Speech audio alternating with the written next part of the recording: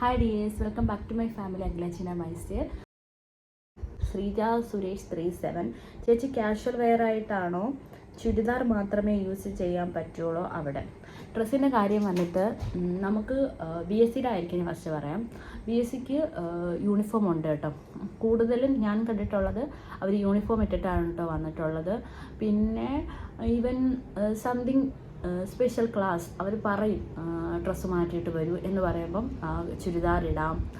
വൾഗറായിട്ടുള്ള ഡ്രസ്സല്ല, normal top വേണം. Shawl ഇടണമെന്ന് നിർബന്ധമില്ല. എൻ്റെ ജനറലൊക്കെ ഷാൾ നിർബന്ധമാണ്. ഏത് ഡ്രസ്സിനും മാച്ച് ഇല്ലെങ്കിൽ പോലും ഷാൾ ഇടണമെന്നാണ്. ഇവിടെ അങ്ങനെയൊന്നുമില്ല. സോ കാഷ്വൽ വെയർ ആയിട്ടോ, കാഷ്വൽ അല്ല, നോർമൽ ചുരിദാർ, പിന്നെ ടോപ്പ്, ജീൻസ് ഇങ്ങനെയൊക്കെ ഇടാം കേട്ടോ. അതിനൊന്നും പ്രശ്നമൊന്നുമില്ല.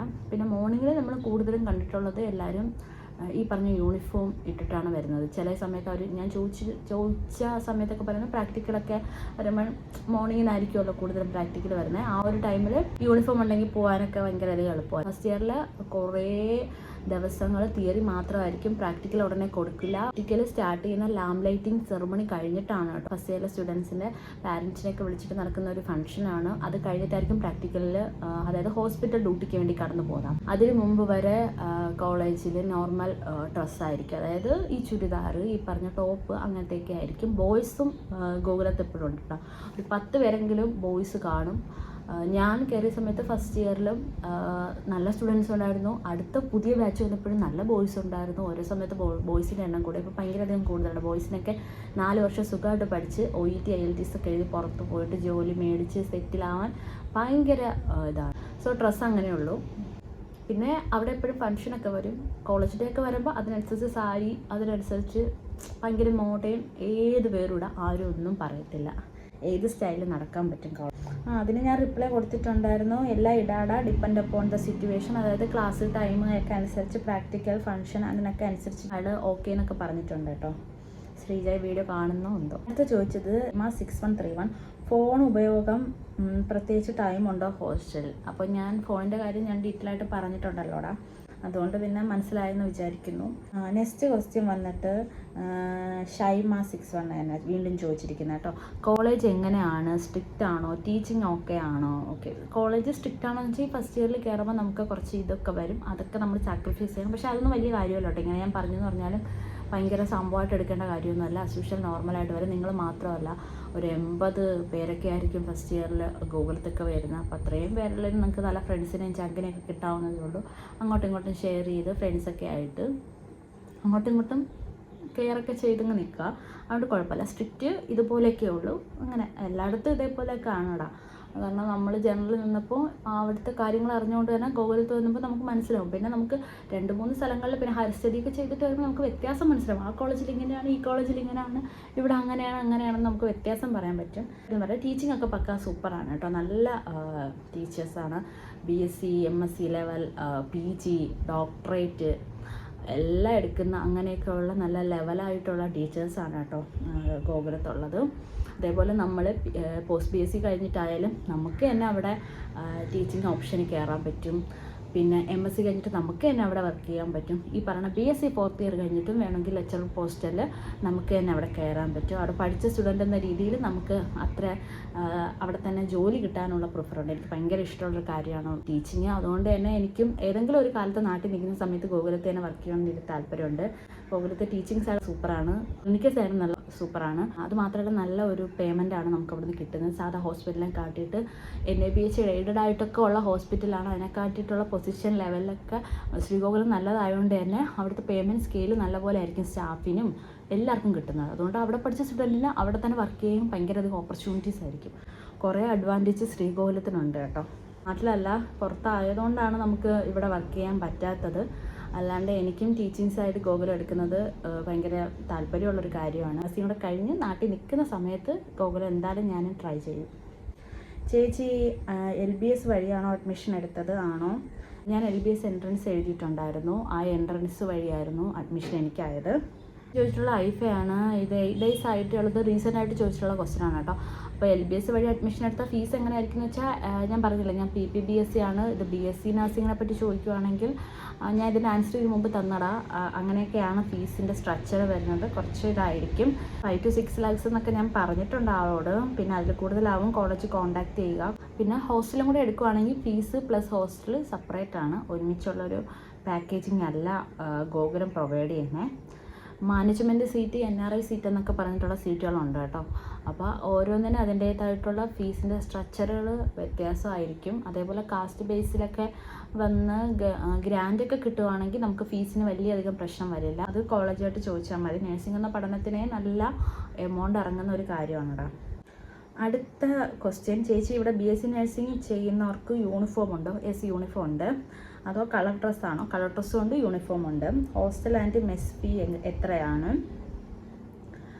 അപ്പോൾ ഹോസ്റ്റലും മെസ് ഫീ എത്രയെന്ന് വെച്ചാൽ എനിക്ക് തോന്നുന്നു മെസ്സിൻ്റെ കൂടെ തന്നെയാണ് ഹോസ്റ്റൽ ഫീയും കൂടെ പോകുന്നത് കേട്ടോ, അല്ലാണ്ട് സെപ്പറേറ്റ് അല്ല. ഇച്ചിരി ഒരു എമൗണ്ട് ഓരോ വർഷം എത്ര വെച്ചിട്ടാണ്, എനിക്ക് തോന്നുന്നു 50,000 അങ്ങനെ ഇയർ അനുസരിച്ച്.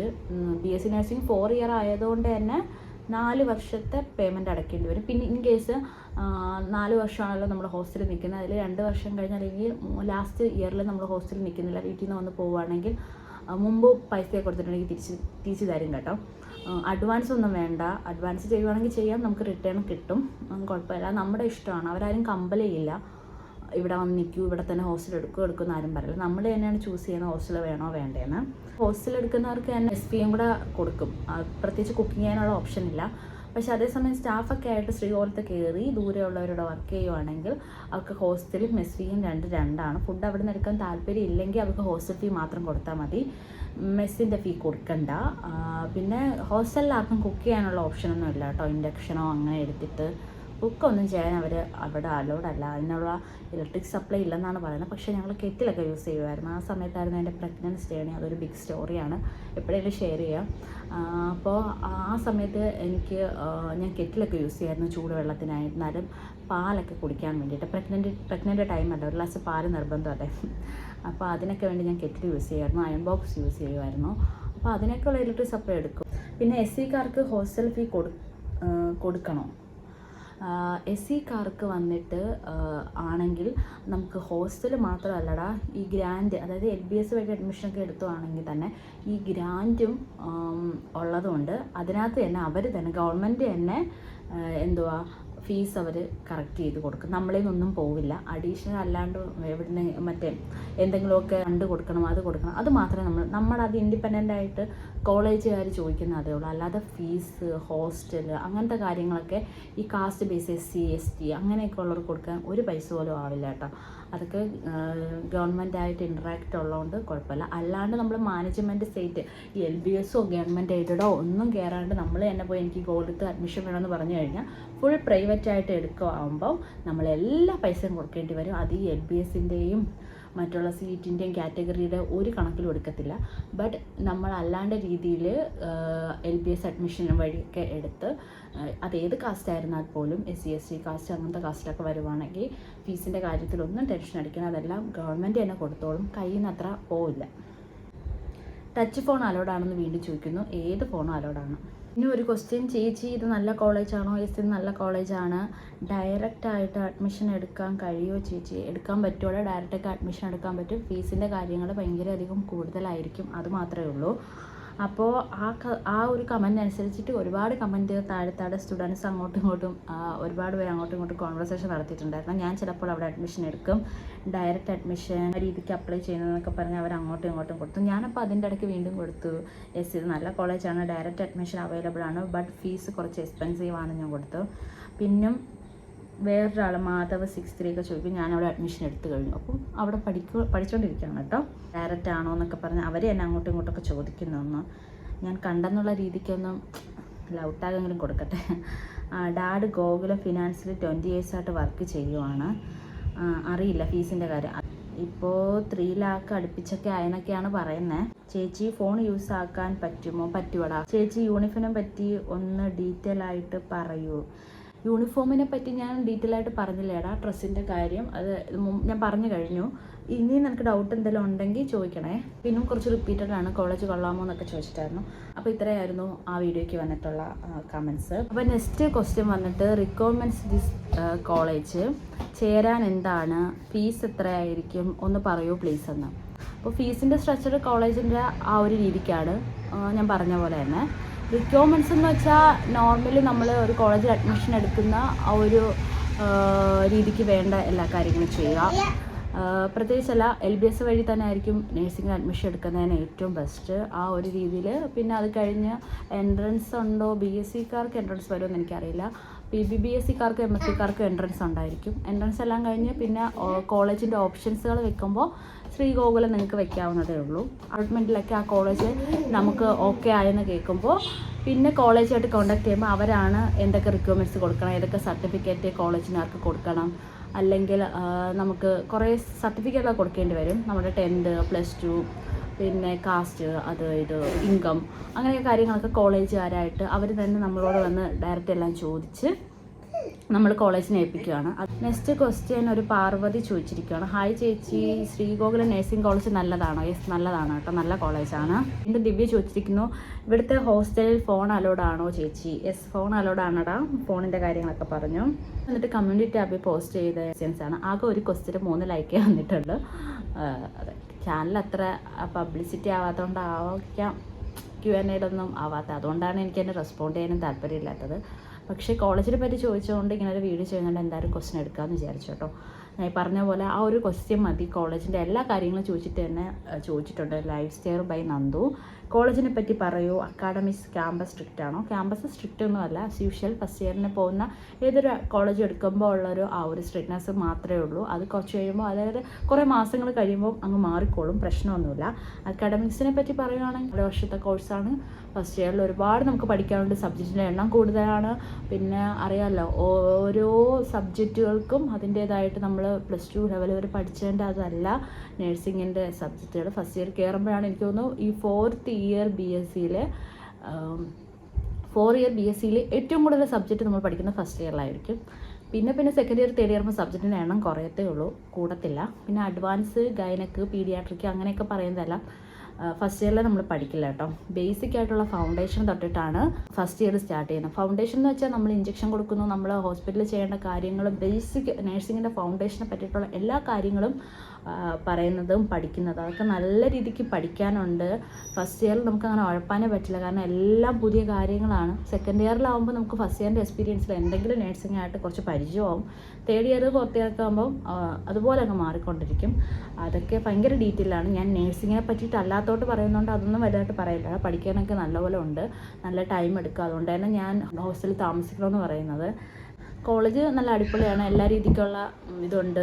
ആനുവൽ ഫങ്ഷൻസ് ഉണ്ട്. ഇതേപോലെ ഓരോ വർഷം പാസ് ഔട്ടാണ്, ഗ്രാജുവേഷൻ സെറമണീസൊക്കെ ഉണ്ട്. അങ്ങനത്തെ രീതിയിൽ കോളേജ് ഭയങ്കര എൻ്റർടൈൻമെൻ്റ് ആണ് കേട്ടോ. എനിക്ക് പറയാൻ ഒരുപാട് കാര്യങ്ങളുണ്ട്. ശരിക്കും പറഞ്ഞാൽ അത്രയും ഡീറ്റെയിലായിട്ട് ഞാൻ പറയുന്നില്ല, ഓരോരുത്തർ ചോദിക്കുന്നതനുസരിച്ച് പറയും. ഇതൊരു Q&A സെക്ഷൻ ആയതുകൊണ്ട് ക്വസ്റ്റ്യൻ ആൻസർ മാത്രമേ ഞാൻ തരുന്നുള്ളൂ. അങ്ങനെ പറഞ്ഞു കഴിഞ്ഞാൽ ഒരുപാടാവും ലെങ്ത്.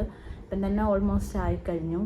ഈ ആൻസർ പറഞ്ഞതിലും പിന്നും നിങ്ങൾക്ക് എന്തെങ്കിലും അറിയണമെങ്കിൽ കമൻറ്റ് ചെയ്യൂ കേട്ടോ, ഒരു കുഴപ്പമില്ല. ഫോണിൻ്റെ കാര്യങ്ങളായിരുന്നാലും കുറച്ചും കൂടെ അഡ്വാൻസ് ആയിട്ട് കേൾക്കാൻ താല്പര്യമുണ്ടെങ്കിൽ അതുപോലെ പറയാം. ഇപ്പോൾ ഒരു കമൻറ്റ് പോലും, ഇപ്പോൾ ഒരാൾ വീണ്ടും റിപ്പീറ്റഡ് കമൻറ്റ് ഇട്ടെന്ന് പറഞ്ഞാലും ഞാൻ എന്തായാലും ആ ഒരു കമൻറ്റ് വെച്ചിട്ട് എന്തായാലും വീഡിയോ എന്തായാലും ചെയ്യും കേട്ടോ. എനിക്കൊരു വീഡിയോ എടുക്കുന്നതിന് അത്ര എനിക്ക് ടൈമിൻ്റെ ആവശ്യമായിട്ട് തോന്നുന്നില്ല.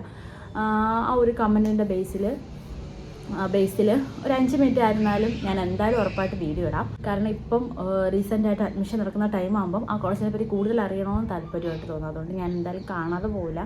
പെട്ടെന്ന് തന്നെ ഞാൻ എന്തായാലും ഒരു ചെറിയൊരു വീഡിയോ ആയാലും ഞാൻ എന്തായാലും ഉടനെ പോസ്റ്റ് ചെയ്യും. നഴ്സിങ്ങിനെ പറ്റിയിട്ടുള്ള കാര്യങ്ങളല്ല, ശ്രീഗോകുലം നഴ്സിംഗ് കോളേജിനെ പറ്റിയിട്ടുള്ള കാര്യങ്ങളാണ് കേട്ടോ ഞാൻ റിവീൽ ചെയ്തേക്കുന്നത്. നല്ലൊരു മെമ്മറബിളായിട്ടുള്ള കാര്യമാണ്. ഇപ്പോഴും ഗോകുലത്തെ റീസെൻ്റായിട്ട് പഠിച്ചിറങ്ങിയ കോളേജ് അതായതുകൊണ്ട് എവിടെ പഠിച്ചെന്ന് പറയുമ്പോൾ നമുക്ക് അത് തന്നെ പറയും, പ്രൗഡോടെ പറയുന്ന ഏത് ആൾക്കാരും. ഇപ്പം ഞാൻ ഹസ്ബൻഡിനോട് ഹൈദരാബാദിലിരുന്ന സമയത്ത് വരെ ഈ കോളേജിൽ പറ്റി അവിടെയുള്ള മലയാളികൾക്കൊക്കെ പറഞ്ഞപ്പോഴും കൂടുതൽ നോർത്ത് സൈഡിലൊക്കെ ഉള്ള മലയാളികളാണ്, കണ്ണൂർ കാസർഗോഡൊക്കെ ഉള്ള അവർക്കൊക്കെ എല്ലാവർക്കും കോളേജ് അറിയാം. അപ്പം ഒന്നുമില്ലെങ്കിൽ തന്നെ നമ്മുടെ സുരാജ് വെഞ്ഞാറമ്മൂട് അദ്ദേഹത്തിൻ്റെ നാട്ടിലെ കോളേജ് അത്ര വരെ നമുക്ക് പറഞ്ഞാൽ മതി.